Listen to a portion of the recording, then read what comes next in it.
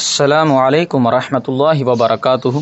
இனிய இஸ்லாமியர்களே, இறை தூதர் முஹம்மது நபிகள் நாயகம் ஸல்லல்லாஹு அலைஹி வஸல்லம் அவர்கள் கூறுகின்றார்கள், லில் முஃமினி அலல் முஃமின் சித்து ஹிசாலின். ஒரு முஃமினுக்கு மற்றொரு முஃமினின் மீது 6 கடமைகள் இருக்கின்றன. அதில் ஒன்றாவது யஊதுஹு இதா மரீத். ஒருவர் நோய்வாய்ப்பட்டால் அவரை சென்று நாம் நோய் நலம் விசாரிப்பது. இரண்டாவது வயஷ்ஹதுஹு இதா மாத்த. மேலும் யாராவது ஒரு நபர் மரணித்து விட்டால் அவருடைய ஜனாசா தொழுகையில் சென்று நாம் கலந்து கொள்வது. மூன்றாவது வயுஜீபுஹு இதா தஆஹு. யாராவது ஒருவர் அழைத்தால் நாம் அவருக்கு பதில் கொடுப்பது. நான்காவது வயுசல்லிமு அலைஹி இதா லக்கி.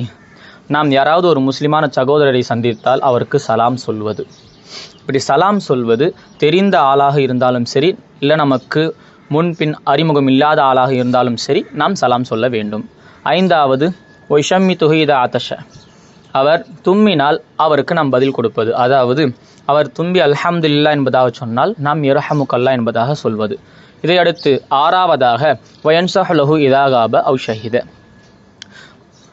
நம்முடன் இருந்தாலும் சரி அல்லது இல்லாத போதும் சரி அவருக்காக வேண்டி நல்லதையே நினைப்பது 6வது கடமையாக இருக்கின்றது. ஆகையால் இந்த 6 கடமைகளையும் நம் வாழ்க்கையில் சரியான முறையில் பின்பற்றி நாயகம் ஸல்லல்லாஹு அலைஹி வஸல்லம் அவர்கள் சொன்ன அந்த கடமைகளை நிறைவேற்றும் பாக்கியத்தை அல்லாஹ் தஆலா தந்தருள்வானாக.